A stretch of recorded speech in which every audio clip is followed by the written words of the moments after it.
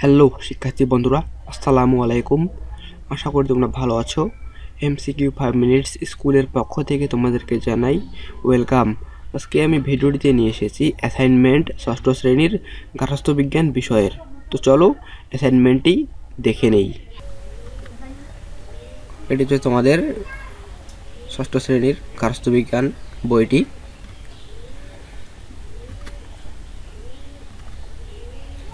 তোমাদের assignment question, সংক্ষিপ্ত প্রশ্ন 1, গৃহ কি?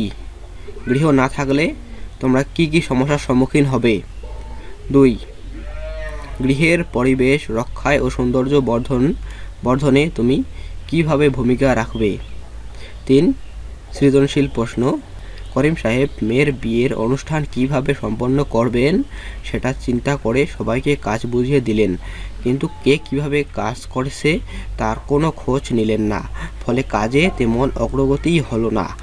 তখন তার বড় ভাই বিষয়টি বুঝে সবার সাথে আলোচনা করে অনুষ্ঠানটি কিভাবে খুব ভালোভাবে শেষ করা যায় সে বিষয়ে সবাইকে বুঝিয়ে খোঁজ খবর নিয়ে অনুষ্ঠান শেষ করলেন।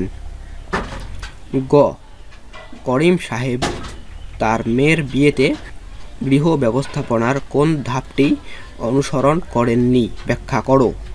ঘ, করিম সাহেবের ভাই যে সিদ্ধান্ত নিয়েছিল সেটি কি ঠিক ছিল? যুক্তি সহকারে তোমার মতামত দাও। 4 নম্বরে একটি প্রতিবেদন লিখতে হবে। তুমি এক সপ্তাহে প্রতিদিন সকালে, দুপুরে ও রাতে যেসব খাবার গ্রহণ খাও তা তোমার বয়স ও চাহিদা অনুযায়ী সঠিক কি না পাঠ্যপুস্তকের আলোকে মন্তব্য করো। তো বন্ধুরা, আমরা এই সবগুলো কোশ্চেনেরই অ্যান্সার করব। বন্ধুরা, তোমাদের একটা কথা আগে বলে রাখি যে আমরা এই কোশ্চেনগুলোর উত্তর কম্পিউটারে টাইপ করে থাকি। মাঝে মধ্যে দেখা যায় যে টাইপিং মিস্টেক হতে পারে। এবং বন্ধুরা, তোমরা যদি ভয়েসটি ভালোভাবে শোনো এবং ফুল ভিডিওটি ভালোভাবে দেখো তাহলে তোমাদের ভুল হবে না। তো বন্ধুরা, চলো আমরা মেইন ভিডিওতে চলে যাই। 1 নং সংক্ষিপ্ত প্রশ্ন। সংক্ষিপ্ত প্রশ্নটি 1 নম্বরে ছিল, গৃহ কি? গৃহ না থাকলে তোমরা কি কি সমস্যার সম্মুখীন হবে? উত্তরটি লিখবে, গৃহ বলতে একটি স্থানকে বোঝায় যেখানে আমরা পরিবারবদ্ধ হয়ে বসবাস করি।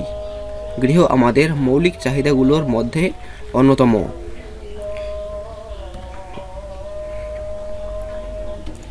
গৃহ না থাকলে আমরা যে সমস্যার সম্মুখীন হতাম নিম্নে সমস্যাগুলো উল্লেখ করা হলো। 1 নম্বরে, গৃহ না থাকলে আমরা হিংস্র বন্য পশুর থেকে রক্ষা পেতাম না। 2 নম্বর, প্রচণ্ড শীতের দিনে মানুষের গৃহ ছাড়া থাকা অসম্ভব প্রায়। 3 নম্বর, গৃহ না থাকলে মানুষের সমস্যা হতো ঝড় বৃষ্টিতে। 4 নম্বর, গৃহ না থাকলে রোদ তাপে সমস্যা হতো। 5 নম্বর,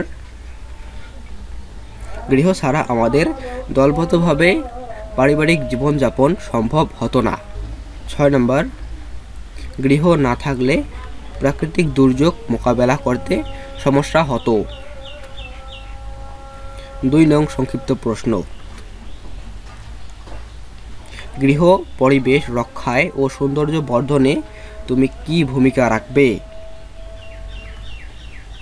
উত্তরটি লিখবে, গৃহ পরিবেশ রক্ষা ও সৌন্দর্য বর্ধনের জন্য আমার ভূমিকা হলো। তো এই হচ্ছে ভূমিকাটি। 1, আমি আমার বাড়ির ছোট প্রাঙ্গণে বিভিন্ন ধরনের শাকসবজি বা সুন্দর সুন্দর ফুলের বাগান করতে পারি। 2 নম্বর, ঘরের সৌন্দর্য বর্ধনের জন্য আমি আমার আঁকা সুন্দর বিভিন্ন ছবি ফ্রেমে সাজিয়ে রাখতে পারি। 3 নম্বর, বিভিন্ন ধরনের বাল্ব দিয়ে রঙিন আলোক সজ্জা করতে পারি। 4 নম্বর, ঘরে হাতের কারুকাজের বিভিন্ন, এখানে এই দেখো এখানে রঙিন হবে, রঙিন পর্দা, কার্পেট, বালিশ, কুশন দিয়ে ঘরের সৌন্দর্য বৃদ্ধি করতে পারি।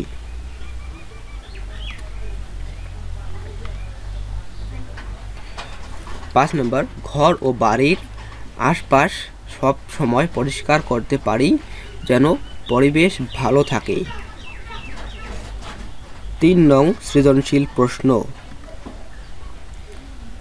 গ নং উত্তর, করিম সাহেব তার মেয়ের বিয়েতে গৃহ ব্যবস্থাপনা এর নিয়ন্ত্রণ ধাপটি অনুসরণ করেননি। নিম্নে এটি ব্যাখ্যা করা হলো। পরিবারের লক্ষ্যগুলো অর্জনের জন্য বিভিন্ন সম্পদ ব্যবহারে পরিকল্পনা, সংগঠন, নিয়ন্ত্রণ, মূল্যায়ন করাকে এক কথায় গৃহ ব্যবস্থাপনা বলে। করিম সাহেব তার মেয়ের বিয়ের অনুষ্ঠানের জন্য সকলকে কাজ বুঝিয়ে দিলেন, কিন্তু কাজের কোনো খোঁজ রাখলেন না। অর্থাৎ তিনি পরিকল্পনা করে কাজ করতে দিলেন কিন্তু নিয়ন্ত্রণ করলেন না। নিয়ন্ত্রণ, বন্ধুরা এখানে এটাও মিস্টেক হয়ে গেছে, এখানে এটা হবে পরিকল্পনা বাস্তবে কাজে পরিণত করার জন্য নিয়ন্ত্রণের প্রয়োজনীয়তা।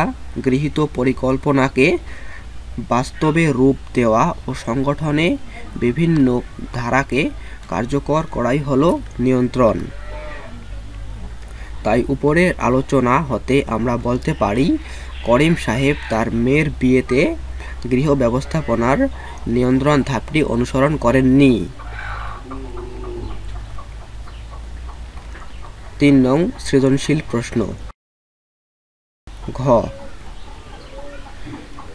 উত্তর, করিম সাহেবের ভাই ব্যবস্থাপনার জন্য প্রয়োজনীয় ধাপকে কাজে লাগিয়েছিলেন, যার ফলস্বরূপ তিনি অনুষ্ঠানটি ঠিকমতো শেষ করতে পেরেছিলেন।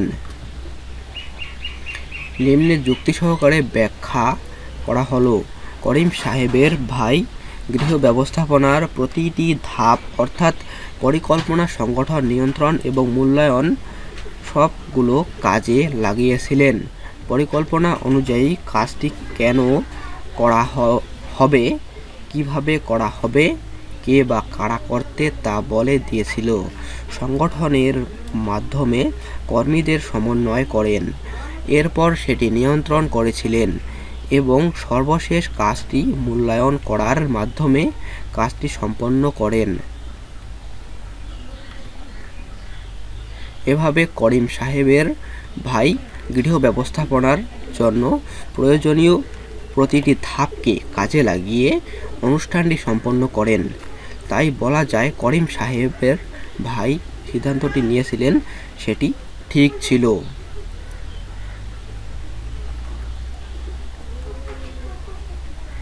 চার নং প্রশ্নের উত্তর, এটি হচ্ছে প্রতিবেদনটি। আমার বয়স 12 বছর। আমি এক সপ্তাহে প্রতিদিন সকাল, দুপুর ও রাতে যে খাবার গ্রহণ করি তা নিম্নে একটি ছকে দেখানো হলো। এই দেখো এখানে ছক, এখানে আমি আমার মতো করে লিখেছি, তোমরা তোমাদের মতো করে লিখতেও পারো বা এটাও দিতে পারো, এটা আর আমি পড়ছি না।